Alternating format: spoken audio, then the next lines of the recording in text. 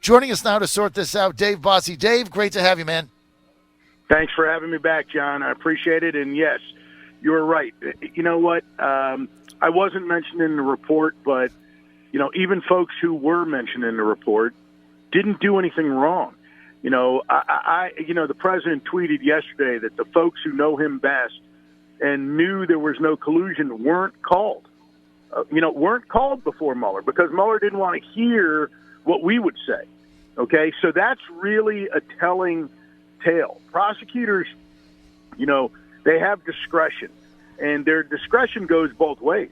And part of their obligation is to look for, or when they find exculpatory evidence, to use that as part of their decision making. And I got to tell you, this entire charade started by a Clinton DNC paid for fake Russian dossier, is truly what this is all about, and that's what we need to really look at closely. And I think that's where our investigation is going to head.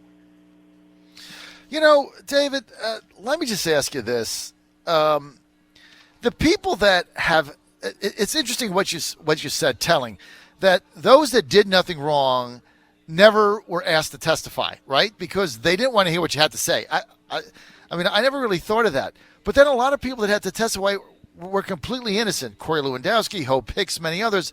And it's cost them, like Corey was telling me a couple of weeks ago before he went on vacation, that his legal bills have been in the upwards of $100,000 to defend himself against nothing. I mean, isn't that a crime in and of itself? John, it's much, much more than $100,000 for Corey. Okay, so each one of these people, Corey's just one guy, and I would put Corey on the average, okay, of what it cost. But it's a $300,000 to $400,000 cost to each individual in lawyers' fees to protect themselves from an overzealous prosecutor who has no rules from which to work, but can prosecute at will and really target you and make you feel, which is what these prosecutors did. They went to, friend of mine after friend of mine, and really threatened them with prosecution if they did not lie. So this is the problem. This is where we are with this investigation. There was never anything there. Bob Mueller should have, after 6 months, told the American people, or after 9 months, but not after 2 years. He should have come out and said, "Hey, no collusion, there was nothing, nothing to do here. I'm closing down my investigation." Instead, he didn't do that. Okay, he didn't do that at all. Okay, he just kept going and going and going. Well, let me just ask you, Dave.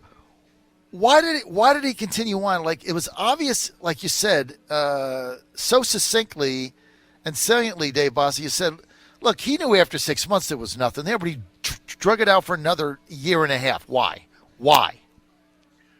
I really think the president hit it on the head when he said that there were 13 or 18, because the numbers changed, but angry Democrats.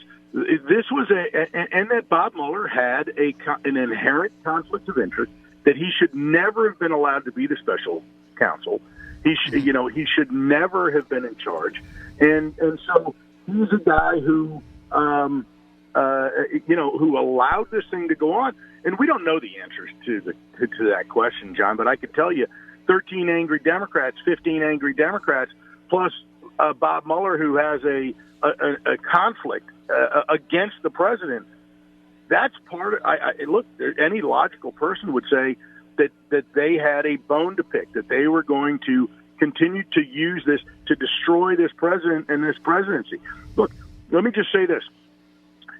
There was no collusion, and we know that. But what there was a result that very few people talk about. There was a very serious result of this Mueller probe, and that is we lost the House of Representatives. If you look at the polling data, if you look at the issues that were used in race after race, races that Republicans lost by hundreds of votes or 1,000 votes.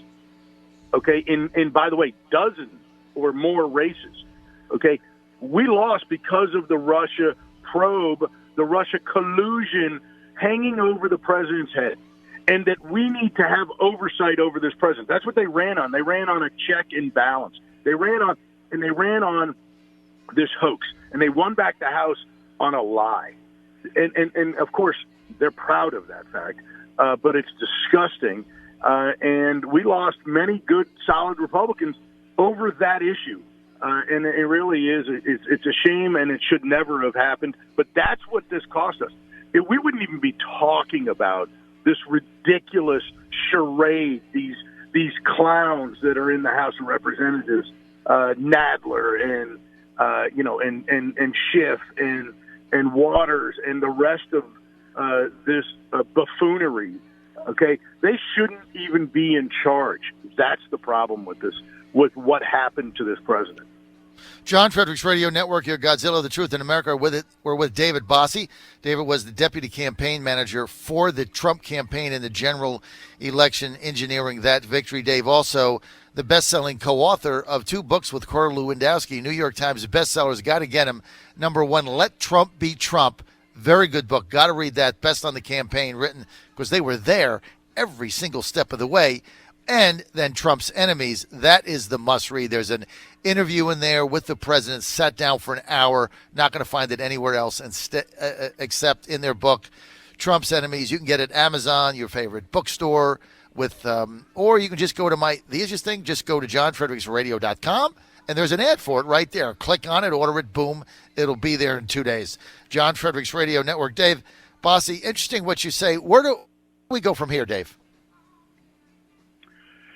John, I am urging the White House to use, quite honestly, all of their resources and power to push back on, what the Democrats have done. And so that, on one hand, is a legislative agenda that is great for the American people, the American men and women that are the workers in this country. But it also is that the Department of Justice now needs to investigate the investigators. We've had 2 years of a farce, of a charade. And let's just get to the nub of it. The Russians tried to influence our elections. They were doing things they were just interested in disruption and delegitimizing our election process. Well, they succeeded in that. And why did they succeed in that? Because Barack Obama and his administration, Donald Trump wasn't in charge. Donald Trump was a citizen candidate. That's all he was. He was not the president. He wasn't the president-elect. He was a candidate. He had zero power. The Department of Homeland Security, the Department of Justice, and the White House, okay, the National Security Agency, those were who, under Barack Obama, were in charge of making sure the Russians didn't interfere in our elections. There needs to be hearings on their failures. We need to find out who did what and who didn't do what they were supposed to do in order to help keep the Russians, the North Koreans, the 600-pound guy in his underwear in his mom's basement, right? We need to find out exactly what happened so that it doesn't happen again. There's no talk of that. And by the way, that's because the Democrats are responsible for that. That's the reality. Then secondly, and more importantly, it's what did Barack Obama know and when did he know it? These decisions on the FISA court applications, these decisions on spying on a candidate for president, they weren't made at a mid-level. They weren't made in some chain of command at the Department of Justice or FBI. They were made at the top. So did McDonough, Obama's chief of staff, know? Did Obama know? Did Rice or Comey or McCabe, who approved what?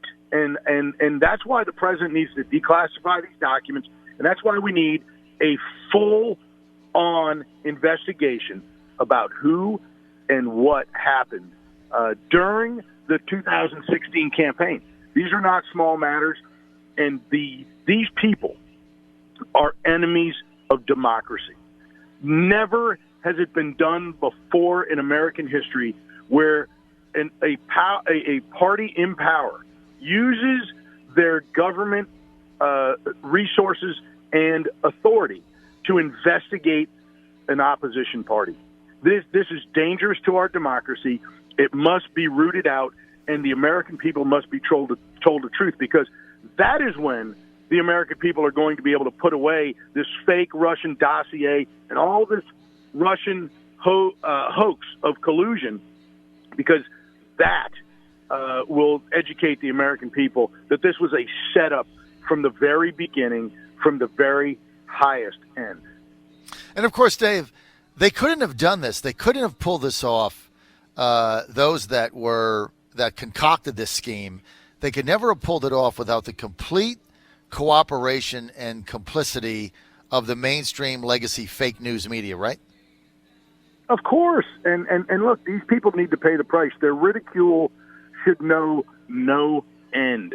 These people on MSNBC and CNN, and at the Washington Post, which is, I'm going to just continue. I'm going to go back to what we used to call it, Pravda on the Potomac, and the Washington Compost.